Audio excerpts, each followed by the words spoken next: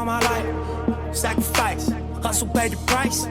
Want a slice, got to roll the dice. That's why all my life I've been grinding all my life. Look, all my life, been grinding all my life. Sacrifice, hustle paid the price. Want a slice, got to roll the dice. That's why all my life I've been grinding all my life. Look. What up, what up, what up, what up? Welcome to the Ball Don't Lie podcast. This is your boy Dexter, your host, the one and only. Welcome back to another show.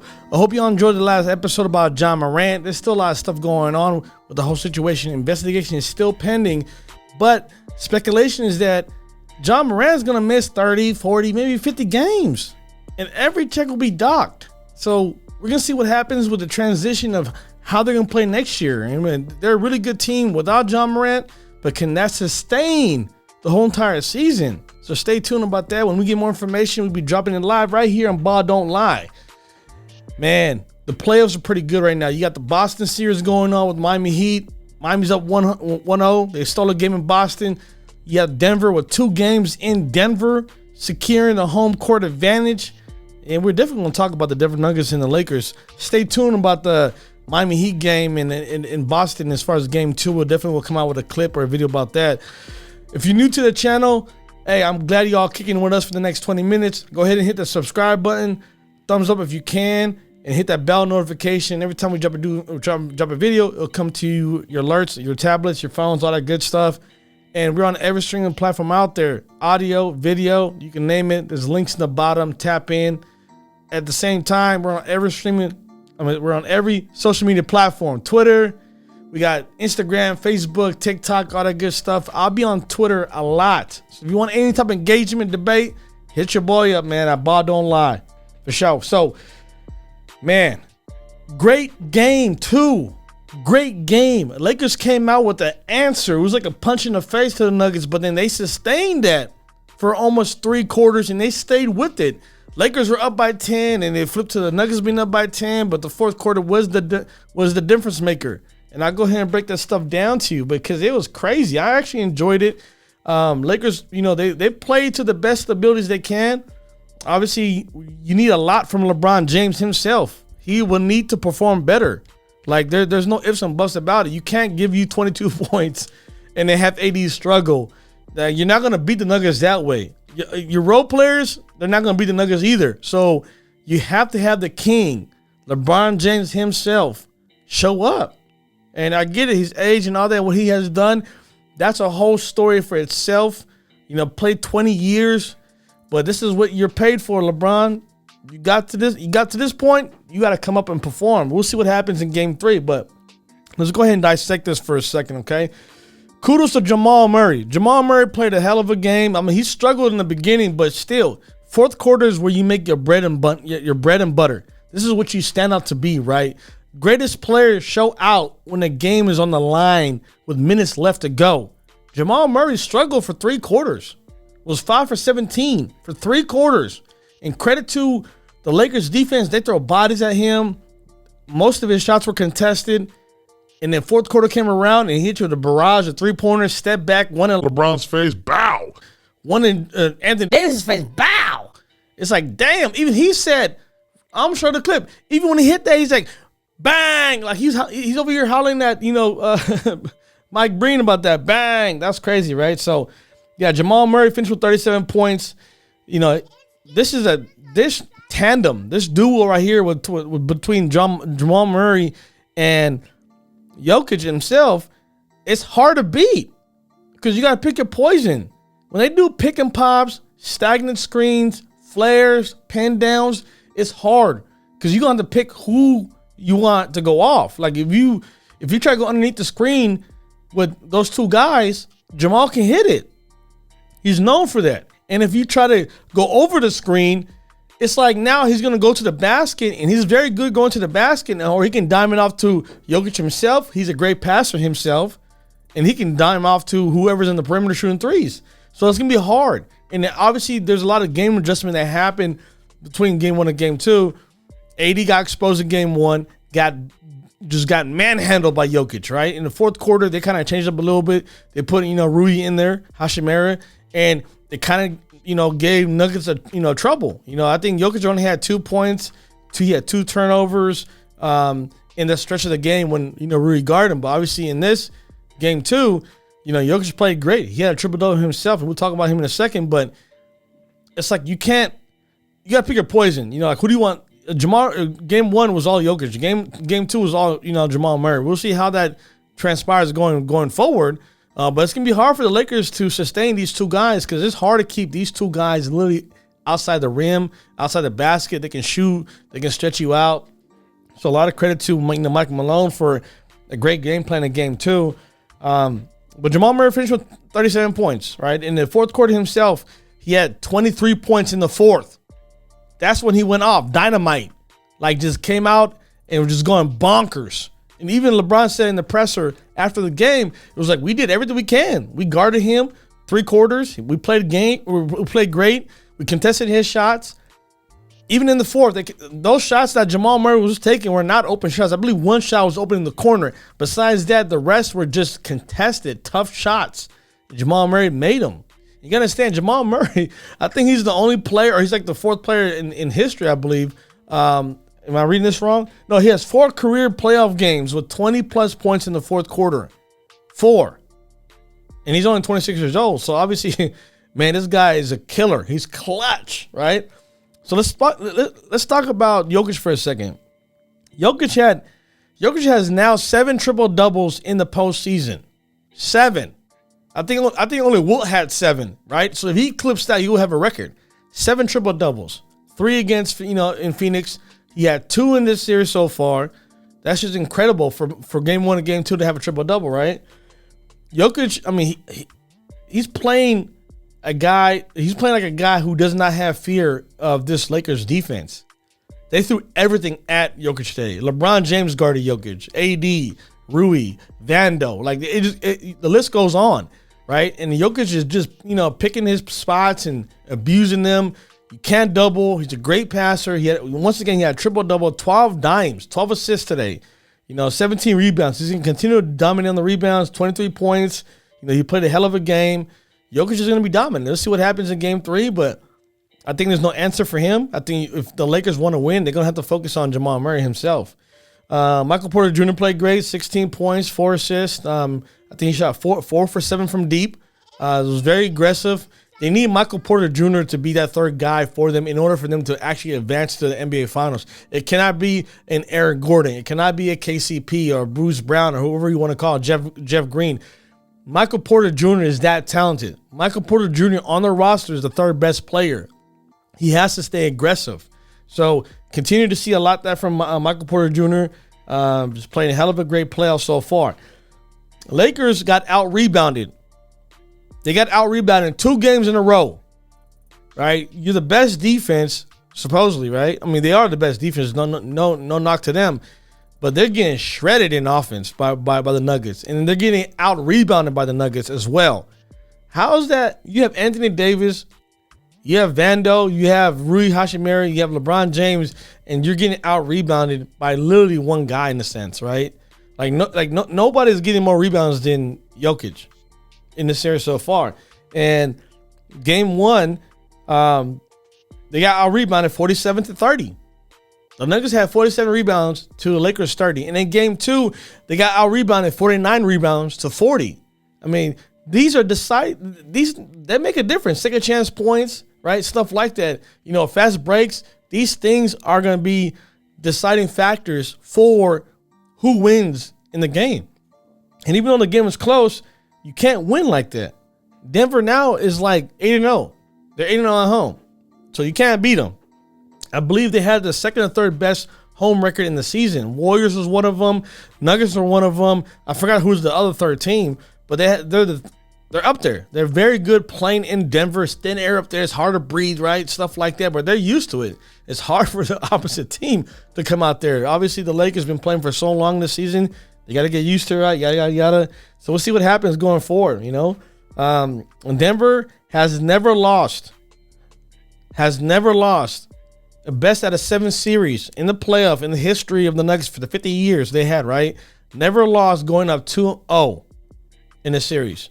Right now they're 6-0 in that capacity. So if they win this series, they'll be 7-0. It's going to be very hard for the Lakers to win 4 out of 5 games.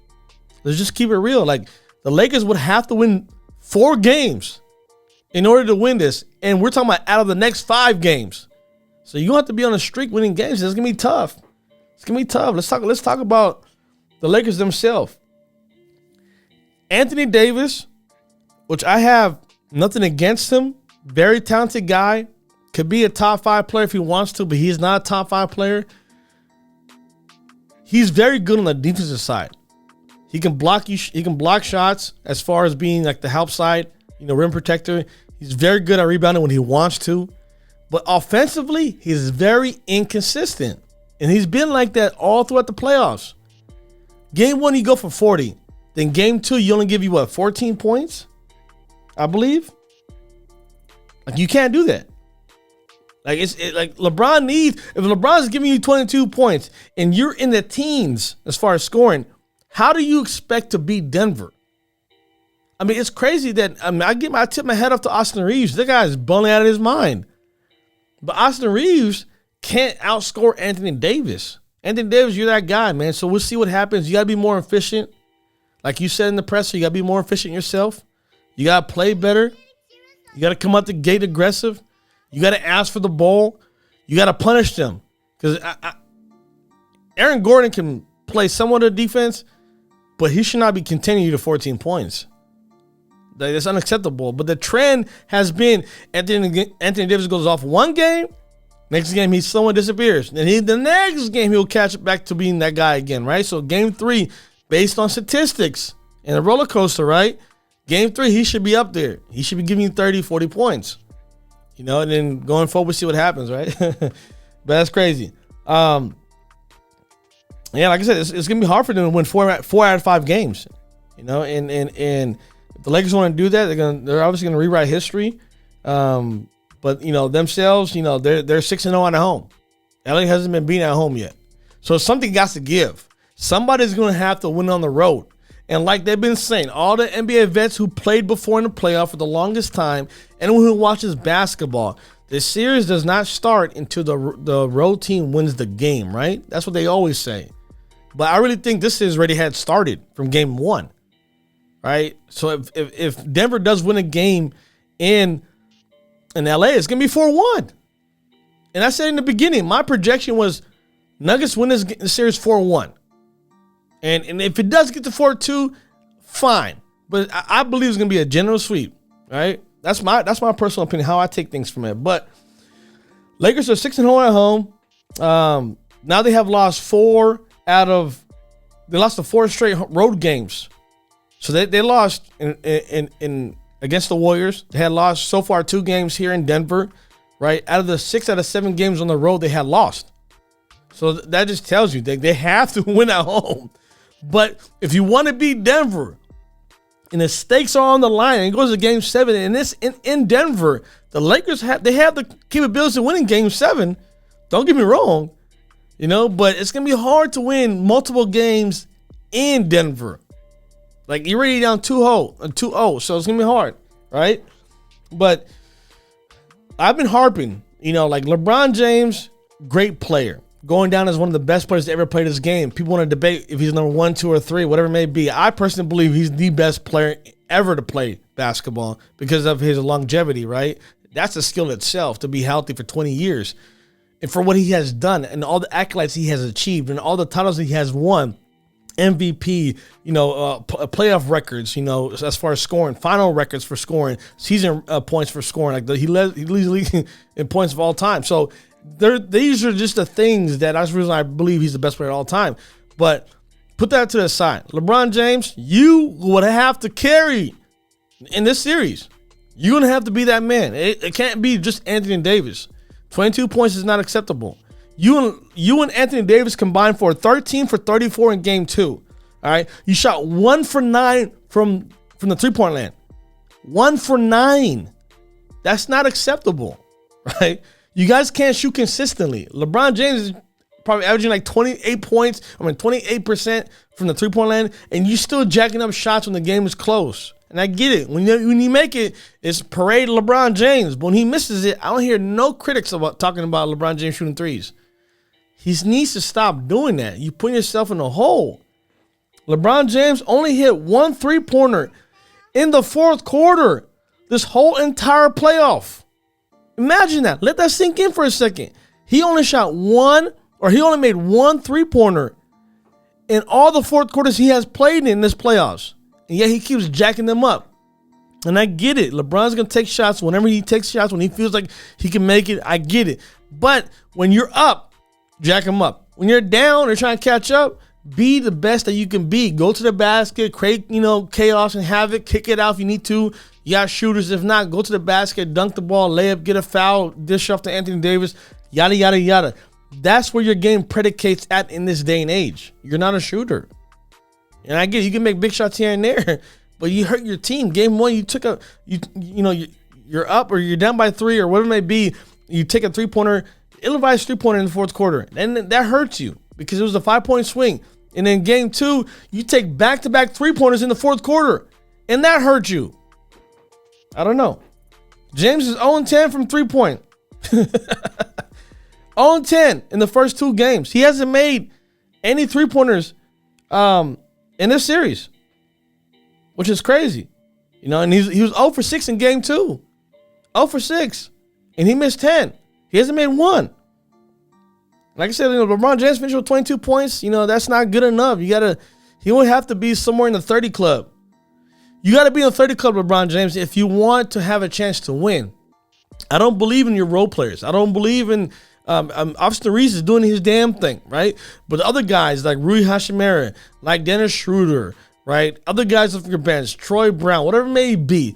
These guys I don't believe in that can make a difference. And if you want to look up the stats itself, and I'm going to pull it right here, man. It's kind of crazy, right? So if you look at game 2, right?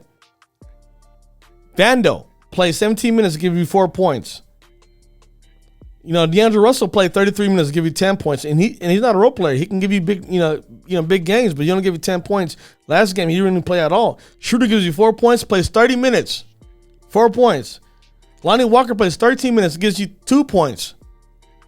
You're not going to beat Denver like that. If you look at Denver's side, the starting 5 played great. 10 points from Aaron Gordon. That's what he averages around that, 10, 12 points, whatever it may be. Michael Porter Jr. gives 16. 37 for Jamal Murray. 23 from Jokic. Off the bench, you have Bruce Brown that gives you 12. And that's it. Everybody else didn't really give you nothing. Jeff Green gives you 2 points. KCP gives you 8 points. The difference maker, like I said, is the starting lineup, right? And if you look at where they killed them at, defensive rebounds, 36 to 38. But Nuggets had 11 offensive rebounds to 4. How many second chance points that was? That just tells you. And obviously the percentages are very close, but 43% for Nuggets, 40% from the Lakers. So it was neck to neck, into the fourth quarter, and then boom, Jamal Murray goes off, right? But the Lakers, going back to the Lakers haven't won a 7-game series being down 2-0 since 2004. Since 2004. And even when they're down 2-0 in a playoff series, combined in their history, they're 2-19. 2-19. So the history side of it shows that they're not going to win. But at the same time, they have LeBron James and AD, so you got to give them somewhat of a nod, right? So we're going to see how this plays out game 3, game 4 going forward. But Lakers, yeah, man. 0-4 on the road with the Nuggets this season. They split, 2-2 in the season. 2 games they won at home. 2 games they lost in Denver, and Denver won those games. But then Denver won these 2 games in Denver. So it's going forward, how I see things I'm going to project is that Denver would have to come out the gates knowing that game 3 is like game 7, right? And I believe whoever takes this game 3 in a sense kind of shifts the momentum. But being down 2-0, being down 0-2, winning game 3 for the Lakers is probably number 1. It's like their game 7. So it's going to be a barrage of going back and forth. The question is going to be, can they contain Jamal Murray and Jokic and let the other guys beat you, like a KCP, like a Bruce Brown, like a Michael Porter Jr., like an AG 50, right? Aaron Gordon. Can those guys beat you? And the same thing goes for the Lakers. Vando can't buy a shot. Lonnie Walker is inconsistent, right? Dennis Schroeder, I get where you're playing 30 minutes. Your job is to play and give, be a pass and give problems to Jamal Murray. But so far in 2 games, it has not been working. So 30 minutes is kind of a lot for a guy that just run around and flop around all the time. Dennis Schroeder, yeah, I'm talking about you. A lot of flopping going on in 2 games so far. LeBron James himself, too. But that's a different topic, man. So we'll see how Game 3 pans out. If it does make a difference, LeBron James is going to have to win that game. If they don't, 3-0, there ain't no way to come back from a 3-0 deficit against his Nuggets team unless it's injuries. Barring injuries, maybe. No injuries, it's done. 4-0, 4-1, whatever it may be. My projection is 4-1. LA might win one game in LA, but they might split. That's just my personal opinion. And we'll see what happens with Boston. Can Boston recover? Can Boston actually take Game 2?